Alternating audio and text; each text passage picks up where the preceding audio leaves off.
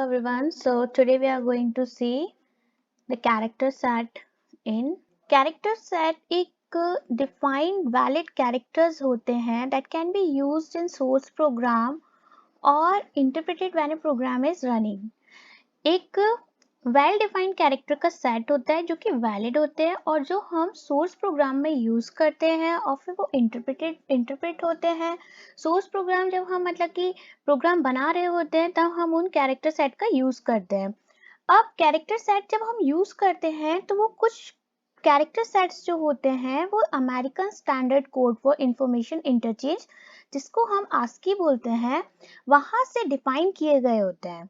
अब हमने लिखा A तो A के लिए 65 वहां पे पहले से डिफाइंड है कि भाई आपको अगर A है तो उसका 65 है, B है तो 66 है.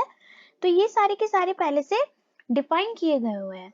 कैरेक्टर सेट में आपका डेसिमल डिजिट्स आ जाती हैं, अपर केस लेटर्स आ जाते हैं, लोअर केस लेटर्स आ जाते हैं, एक्सक्लेमेशन मार्क्स आ जाते हैं और double quotation marks, number, pound sign, dollar sign, percent sign, ampersand sign, single quote, right bracket, slash then, ये सारे क्या हैं? ये सारे के सारे कैरेक्टर सेट हैं.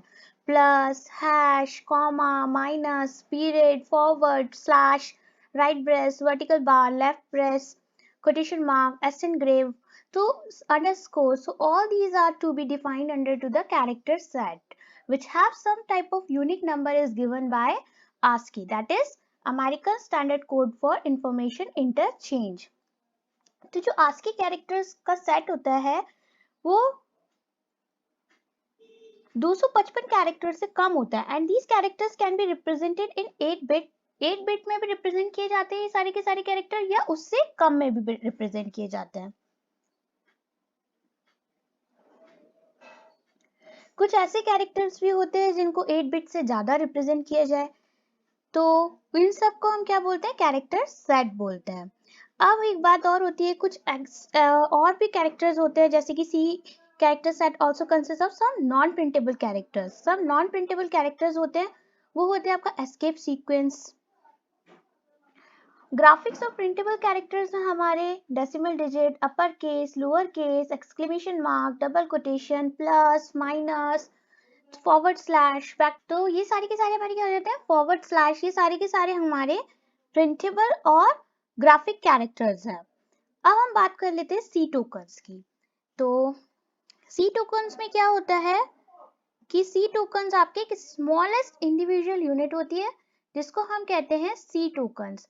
अब पहले तो हमने कैरेक्टर सेट की बात कर ली तो कैरेक्टर सेट का मिलके क्या हुआ कि आपके सारे जो कैरेक्टर्स होते हैं प्रिंटेबल, नॉन प्रिंटेबल, तो सारे कैरेक्टर्स मिलके हम क्या सोर्स कोड में लिखते हैं. तो वहां पे कहीं उसको कहाँ से वो मिली हुई है? आस्की में ये सब कुछ है कि भाई वो आपका जो वेरीफाई कहाँ से हुआ, वैलिड है. ये आस्की ने बताया हुआ है कि American standard code for information interchange ने बताया कि सारे के सारे वैलिड है कैरेक्टर्स, आप इसका यूज कर सकते हैं. कुछ प्रिंटेबल होते हैं, कुछ नॉन प्रिंटेबल होते हैं. दैट मीन्स कुछ आपके आउटपुट स्क्रीन पे प्रिंट होते हैं और कुछ आपके आउटपुट स्क्रीन पे प्रिंट नहीं होके आते हैं उनका यूज करने के बाद भी.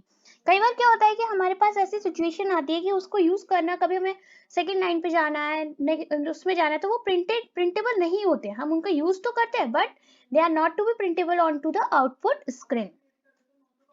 अब सी टोकन्स की जब हमने बात की है तो क्या होता है कि सी प्रोग्राम में स्मॉलेस्ट इंडिविजुअल यूनिट्स जो होती हैं उसको हम कहते हैं सी tokens.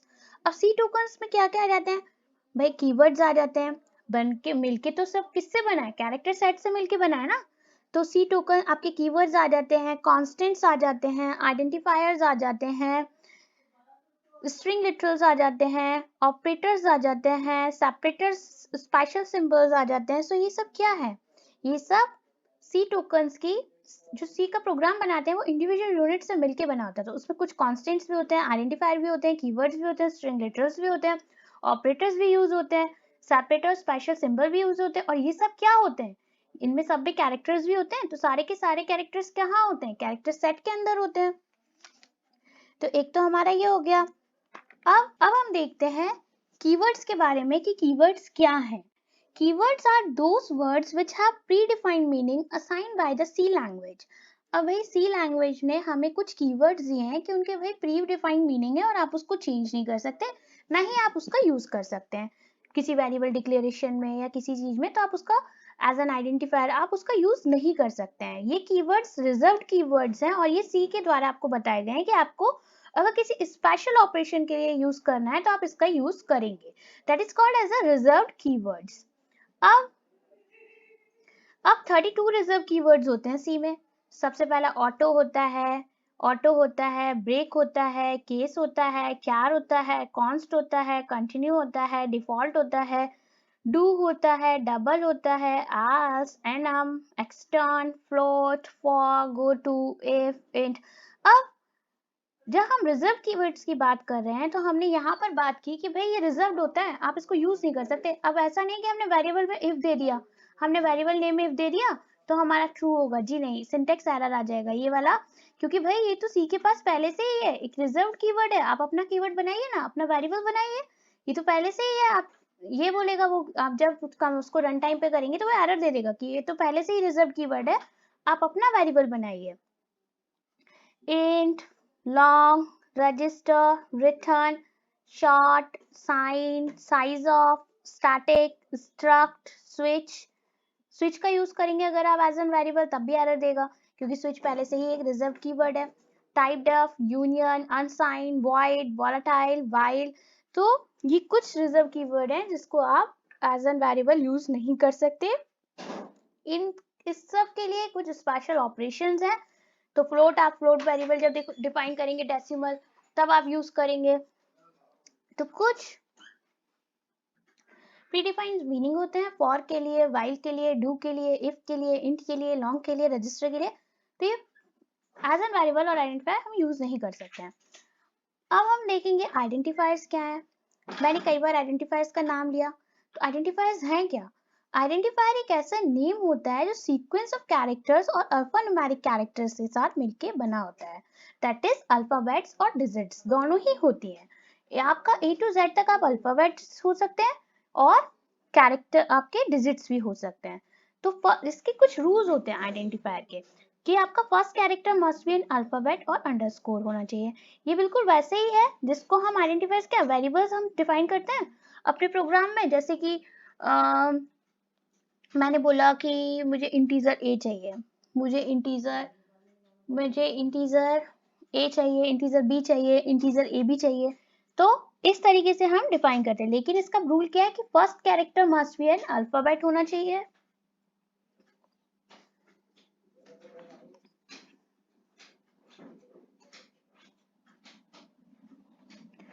First character must be an alphabet होना चाहिए और अंडरस्कोर होना चाहिए। आइडेंटिफायर्स में आपके आते हैं name must consist of only letters. Identifier में ओनली लेटर्स होने चाहिए, डिजिट्स होने चाहिए और अंडरस्कोर होना चाहिए। लेटर्स यूज कर सकते हैं जैसे कि कुछ इस तरीके से यूज कर सकते हैं आप a अंडरस्कोर 1, कुछ इस तरीके से यूज कर सकते हैं हम a अंडरस्कोर b, कुछ इस तरीके से यूज कर सकते हैं। An identifier names should have less than 31 characters. जो आइडेंटिफायर का नाम होता है वो less than 31 characters होना चाहिए। कोई भी C language keywords can not be used as a variable name. तो मैं पहले ही बता चुकी हूँ, ये वाले जो कीवर्ड्स हमने, जो रिजर्व कीवर्ड्स हैं हमारे पास, इनको हम वेरिएबल नेम में यूज नहीं कर सकते। Identifier as I told you कि किसी भी चीज को आइडेंटिफाई करने के लिए होता है। तो हमने डेटा टाइप दे दिया, हम डायरेक्टली कुछ ऐसा तो देंगे नहीं, हम a अंडरस्कोर b करके देंगे। तो हमने क्या किया, एक आइडेंटिफाई करने के लिए एक आइडेंटिफायर बना दिया कि भाई डेटा टाइप इसका इंटीजर है और a अंडरस्कोर b ये है, इसका नाम है। तो हम आइडेंटिफाई ऐसे करते ना, किसी स्टूडेंट का नाम है राम, तो हमने क्या बोला, राम, उसको हम आइडेंटिफाई कर रहे हैं, उसका नाम है राम, राम श्याम, तो उसके नाम है ये सब। अब identifier should not contain a white space. हमें हमेशा ध्यान रखना चाहिए कि जब हम आइडेंटिफायर या हम कोई वेरिएबल डिक्लेयर कर रहे होते हैं, दैट मीन्स हमें अंडरस्कोर क्यों लगा रहे हैं, क्योंकि भाई स्पेस ना हो दोनों के बीच में।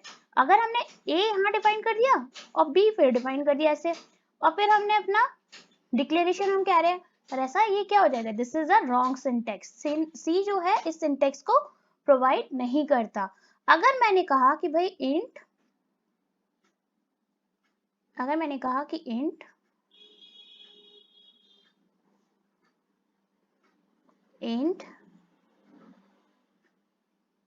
और b, कुछ इस तरीके से डिफाइन किया तो क्या हो जाएगा, दिस इज रॉन्ग। क्या है ये, रॉन्ग है ये। अगर मैंने करा कि इंट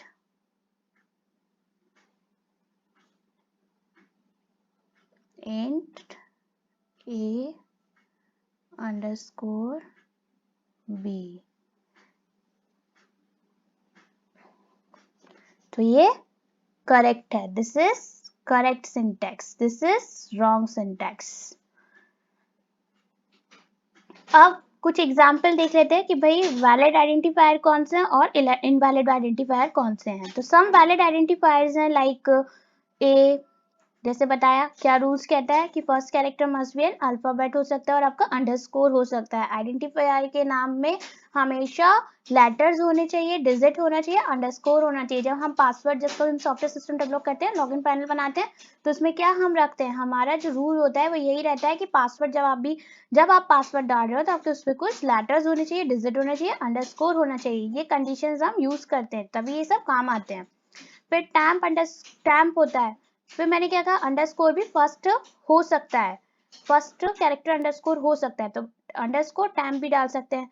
नाम आइडेंटिफायर है, सी, वॉल्यूम, इनकम अंडरस्कोर टेक्स्ट। अगर मैं यहाँ पे अंडरस्कोर नहीं लगाती और स्पेस रखती, व्हाइट स्पेस, दैट मीन्स वो क्या हो जाता, इनकरेक्ट हो जाता। अब कुछ इनवैलिड्स हैं। अब इनवैलिड क्या है, हमने क्या बोला कि 10th first character must be a letter होना चाहिए। जब हम आइडेंटिफायर यूज कर रहे हैं तो क्या होना चाहिए, फर्स्ट कैरेक्टर हमारा लेटर होना चाहिए। और ये क्या है, ये तो भाई अल्फाबेट, ये तो डिजिट आ गई यहाँ पे, तो क्या चाहिए हमें, लेटर चाहिए। तो ये क्या हो गया, ये इनवैलिड हो गया। यहाँ पे हमने डबल कोटेशन लगा दिया तो ये क्या हो गया, इलीगल कैरेक्टर हो गया, ये वाला इलीगल कैरेक्टर। यहाँ पे हमने, क्योंकि यहाँ पे तो हमारा जो रूल कहता है वो तो सिर्फ ये कहता है कि आप लेटर यूज कर सकते हैं, डिजिट्स यूज कर सकते हैं, अंडरस्कोर यूज कर सकते हैं। और जिसमें हमारा पहला रूल तो हमेशा बता ही दिया कि पहला लेटर तो हमेशा अल्फाबेट और अंडरस्कोर ही होना चाहिए, इससे ज्यादा कुछ नहीं। और यहाँ पे क्या हम कर रहे हैं, अंडरस्कोर कैरेक्टर हम क्या यूज कर रहे हैं, ये तो एक गलत कैरेक्टर हो गया ना, ये तो गलत कैरेक्टर हो गया, तो हम इसको नहीं मानेंगे। हम ये वाली वैल्यू कब करते हैं, जब हम ये कब देते हैं, जब हमने a डिफाइन कर दिया, a में हमने डाल दिया हेलो, जब हमने उसमें वैल्यू डिफाइन कर दी कि भाई यही वैल्यू रहनी चाहिए a की, तो तब करते हैं। तो ये अभी क्या है, जब हम आइडेंटिफायर डिफाइन कर रहे हैं, वेरिएबल डिफाइन कर रहे हैं, तो क्या है, ये अभी इलीगल है। वेलकम, वेलकम में हमने क्या बताया कि भाई वेलकम वेल अंडरस्कोर कम,